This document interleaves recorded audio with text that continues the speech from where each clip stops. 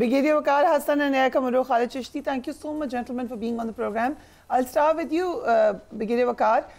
China ने जो अब इसमें एक इक्वेशन में अपना किरदार अदा किया है, उसको आप कैसे देखते हैं? भारत क्या अब चीन को डैम बनाने से रोकेगा? जी, आई थिंक इसमें मैं पहले भी प्रोग्राम में कह चुका हूँ कि जो पाकिस्तान और ईरान है और टर्की को शामिल करे, ये ग्लोबल साउथ का साउथ वेस्टर्न फ्लैंक है। और स्पेशली अगर चाइना के इंटरेस्ट देखे जाए, सी पैक है, पाकिस्तान के साथ उनका अपना एक बड़ा, जिसको आयरन ब्रदरहुड कहते हैं, वो रिलेशनशिप है। इस तरह रशिया का ईरान के साथ बड़ा क्लोज, और ये दोनों मुल्कों को अटैक किया गया है मई और जून में। सो इसको अगर आप लिंक कर लें, this was on the behest of imperial forces, जिसमें दो गुंडे, एक मोदी और एक नेतन्याहू, और उन्होंने अटैक करके देखा, वाज डिफेंडेड वेल। और बल्कि आई वुड से कि भारत के भी दांत तोड़े गए इजराइल के, और इनका जो ऑरा था वो बहुत ज्यादा डेंट हो चुका है। अभी फ्रेंच एक आई थिंक एनालिस्ट हैं, जेफर लॉट, उनका भी आर्टिकल छपा है भारत के वायर मैगजीन में कि loss on all three accounts, चाहे वो मिलिट्री एक्शन था, इंफॉर्मेशन डोमेन है, और बाकी डिप्लोमेटिक एस्केलेशन, बिकॉज आपको किसी ने नहीं सुनी। तो एक तो मेरे ख्याल में ये जो 10 मई के बाद का Pakistan is a very different Pakistan. और दूसरा जो है, Bharat actually suffering because of two thing मेरे ख्याल में। एक इनकी एरोगेंस है, दूसरी self entitlement. And I don't know ये कहाँ से आई है। Maybe I think Pakistan में, क्योंकि हम बड़े सेल्फ क्रिटिकल रहे, इनवर्ड और इकोनॉमी को भी सब मसाइल थे, तो पाकिस्तान उनकी नज़र में शायद एक बड़ी वीक स्टेट थी, कुड बी अटैक मिलिटरी, और दे थॉट इजराइल या गाजा में वो हम करेंगे। अभी आपने देखा कि इधर भपकियां भी जा रही हैं, आई थिंक एक्सरसाइज भी कर रहे हैं, जो आई वुड से गोंगों के ऊपर से मिट्टी झाड़ने वाली बात है। तो मेनली इन दो पॉलिसी की वजह से आप देखें पूरे साउथ एशिया में आइसोलेटेड थे। चाइना पे तो चाइना के अगेंस्ट इनको खड़ा किया गया था एज पिवट ऑफ एशिया और काउंटर वेट टू चाइना। और अब जब देखा दुनिया ने कि इनकी धुलाई कर दी है Pakistan which is comparatively medium size power, तो वो आई थिंक अभी हर तरफ से हजीमत है। और चाइना का आई थिंक ये वाला जो डैम है, जो जिस आपने मेंशन किया थी, गॉर्जियस डैम से भी बड़ा है, they have the right to basically produce electricity. लेकिन ये एक सिग्नल भी है भारत को कि अगर आप अपना रिपेरियन हैं तो आपके ऊपर भी अपना रिपेरियन बैठे हो, तो आपका फॉर दैट जवाब भी है। That's why I think I just take half a minute के जयशंकर साहब ने बड़ी मिन्नत तरला किए जाते अरे अर्थ पे इस दफा कॉन्फ्रेंस में, और बाकी ये हमारी जो है जान खलासी करें, they are trying to kind of patch up. लेकिन आई थिंक चाइना ने बड़ा अच्छा सिग्नल किया। ठीक है, खालिद चिश्ती, भारत जो इस वक्त कर रहा है वो कह रहे हैं कि चाइना का मंसूबा वाटर बम है। भारतीय हुकूमत ये भी कह रही है कि चीन मुमकिन तौर पर पानी को बतौर हथियार इस्तेमाल कर सकता है, जो वो खुद करना चाह रहे थे। I mean we can not miss the irony कि खुद आपने क्या किया सिंटास माहदे के हवाले से और किस किस्म के स्टेटमेंट्स दिए, और आज आप अब दूसरी तरफ हैं, you are at the receiving end most possibly. क्या हम कह सकते हैं कि एग्जैक्टली वही होगा भारत के साथ जो वो पाकिस्तान के साथ करना चाहा था? बहुत शुक्रिया फरिया मुझे इनवाइट करने का, और ये आपने बिल्कुल ठीक कहा। और ये यहाँ सबको परसेप्शन है। मैं आजकल कनाडा और अमेरिका के विजिट पे हूँ, साथ में कुछ लेक्चर्स के सिलसिले में और इसी जंग के बारे में, और मैं तकरीबन रोजाना की बुनियाद पर यहाँ पे टॉक्स दे रहा हूँ या चैनल्स को इंटरव्यू भी देता हूँ। तो आप यकीन करें, पाकिस्तान में मुझे लगता था कि शायद हम ही अपने आप को सही समझते हैं या जस्टिफाइड समझते हैं, लॉजिकल समझते हैं, और हिंदुस्तान को हम क्रिटिसाइज जब करते हैं, तो यहाँ जब दुनिया में आप आते हैं तो दुनिया भी हैरान है। सब लोग मुझसे ये पूछ रहे हैं यहीं पे कि इतनी लॉजिक होने के बावजूद, इतना जो हमने लॉजिकली बिल्ड किया था, केस इतने मौके दिए थे हिंदुस्तान को कि बातचीत कर लें और इस तरह का वन साइडेड एक्शन नहीं होना चाहिए। यहाँ पे कॉमन मैंने इंडियन चैनल्स को भी इंटरव्यूज दिए हैं, और लॉजिकली वो मेरी बात से कन्विंस होते हैं कि यहाँ पे एक मुल्क है जो अपनी बात करता है, हिंदुस्तान है जो सिर्फ दूसरे मुल्क की बात करता है कि जी पाकिस्तान ने ये किया। आप पूरे बयानिए उठा के देख लें, पाकिस्तान ने हमेशा self determination, self right, sovereignty, independence, उसकी अपनी की बातें की थी। हमने किसी एग्रेशन किसी को नहीं कहा था। लेकिन हिंदुस्तान के सारे बयान उठाकर देख लें, वो सिर्फ फिंगर पॉइंटिंग पाकिस्तान की तरफ। Coming back to your question, जो आपने कहा कि ये इसके साथ भी यही हो रहा है, ये देखिए चाइना के साथ हिंदुस्तान का बिल्कुल रवैया और होता है, और वो सबसर्विएंट रिलेटिवली रहा है। और आप अगर चाहें तो मैं हिस्ट्री से रेफरेंस दे देता हूँ। 1962 में चाइना ने हमला किया था इराक, इंडिया पर, और आप नोट करें एयरफोर्स का परफॉर्मेंस का रोल देख लें। अभी नहीं है ये, मैं 64-65 साल पुरानी बातें कर रहा हूँ। उस वक्त भी इन्होंने एयरफोर्स एम्प्लॉय नहीं की थी। उस वक्त भी इन्होंने चाइना के खिलाफ एक वेरी वेरी डिफेंसिव एक माइंडसेट रखा था।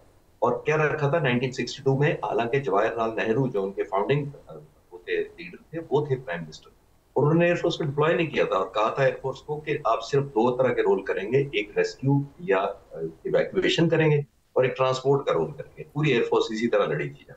तो मैं ये बताना चाह रहा हूँ कि चाइना के साथ एक बिल्कुल और है, जो ब्रिगेडियर साहब कह रहे थे, मैं एक लफ्ज और ऐड कर दूं, इंडिया को ये जोम है, ये मिसप्लेस सेंस ऑफ एंटाइटलमेंट है कि अगर हम वो समझते हैं हम साइज में बड़े हैं, हम इकोनॉमी में बड़े हैं, हम रकबे में बड़े हैं, पॉपुलेशन में बड़े हैं, तो हर चीज में हम ठीक ही होंगे फिर।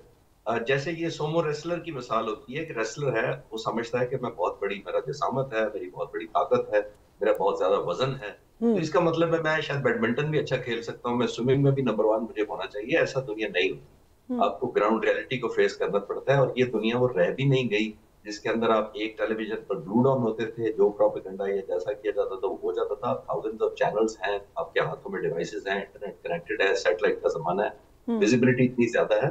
तो ये टाइम गुजर गया है कि हिंदुस्तान अपने आप को, जिसको मैं कह रहा हूँ ना, मिसप्लेस सेंस ऑफ एंटाइटलमेंट है कि अगर हम सोमो हैं तो हमारी चीज में अच्छा हमने ये आपने बड़ी इंटरेस्टिंग बात बताई है, खास तौर पे कि आप क्योंकि बाहर से भी देख रहे हैं, लोगों को जो रिएक्शन है वो भी गेज कर रहे हैं।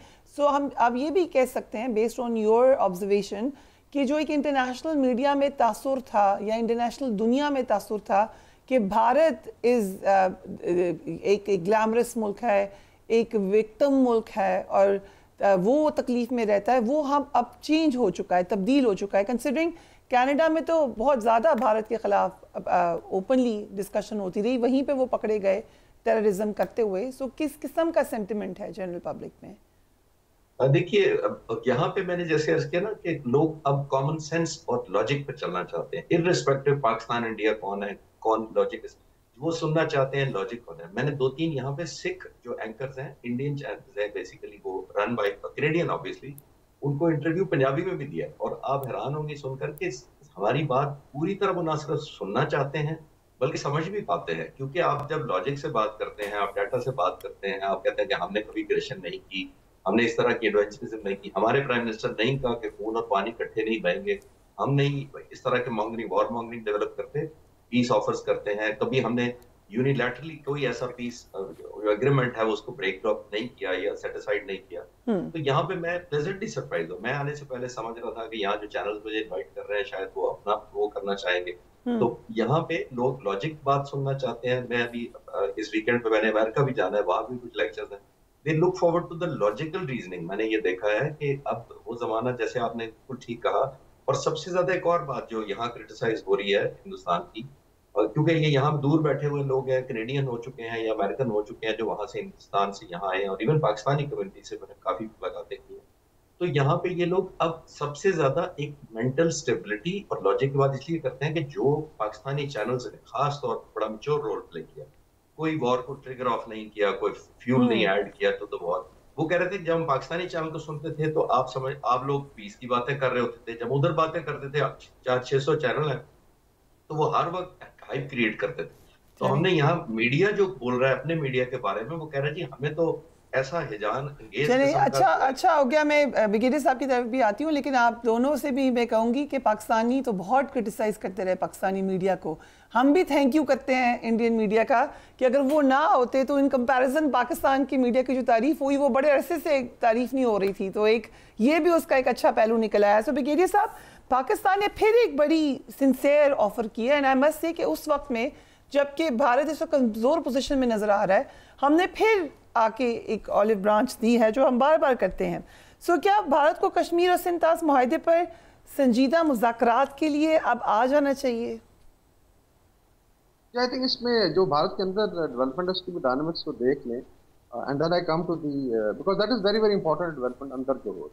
मेरी अपनी असेसमेंट ये है कि ये दोनों जो ईरान और पाकिस्तान के बेसिकली आगे, this was proper regime change operation. ये ऐसा नहीं था कि उस समय आके Pahalgam was one of the से एक बहाना बनाया गया, और उसको विंक भी था सम पावर स्ट्रेटजी के लिए आप करें, बिकॉज इसके अंदर बड़े लोगों के इंटरेस्ट है। इसमें इंडिया वाला कॉरिडोर भी, अगर आप उस कॉरिडोर का नक्शा देखें, इंडिया मिडिल ईस्ट और कॉरिडोर का राइट फ्लैंक अगर आप देखें ना, पाकिस्तान और ईरान बनता है। So they have to be either neutralised और अंडरमाइंड, और असेसमेंट भी इनकी गलत हुई है। तो मैं दैट्स व्हाई आई ब्लेम। हुआ ये कि whatever they wanted in Pakistan, design यही था कि अंडरमाइन हो जाएगी military, and then there will be TTP, DLA, and sorry to say one of the critical parties ये rise करेंगे, and I was sitting in Indian channel बेशक ये party attack करेगी पीछे। So this was the plan, और उसमें आपने देखा कुछ फेक खबरें फैलाई गई बानी के बारे में, ये होगा जी। तो ये फिर बुरी तरह फेल हुआ। तभी आई वुड से कि हुआ ये कि जो ये करना चाहते थे, this is now started happening in India. आपको पता होगा अभी कल धान इस्तीफा दिया, तो बीजेपी में बड़े स्टॉलवर्ट रहे हैं, बड़ी खिदमत की है। And now there are calls coming to Modi to step down from RSS. Mohan Bhagwat ने कह दिया है, सुब्रमण्यम स्वामी कह रहा है, फिर 75 इयर्स का एक पुराना फॉर्मूला आरएसएस का, इससे ज्यादा पब्लिक ऑफिस आप होल्ड नहीं कर सकते। तो मोदी साहब सितंबर में जो है वो 75 साल के हो रहे हैं। अपोजिशन को एक मौका मिला और पाकिस्तान ने मौका दिया कि get rid of this Hindutva. तो मेरे ख्याल में भारत के अंदर बहुत बड़ा अपहीवल है जो आपको नजर आएगा, बिल्डअप होता हुआ। और now you connected with Indus water treaty, I am sure कि अगर वो सेन है, बिकॉज अभी देखें एयर स्पेस जब बंद हुई तो आपको पता है $1 बिलियन का लॉस उनको होगा एवरी 6 मंथ्स। ठीक, तो उन्होंने फिर कर दिया तो ज्यादा नुकसान उसका। तो मेरे ख्याल में they will have to come to the table, शायद थोड़ा इसमें time and we hope so.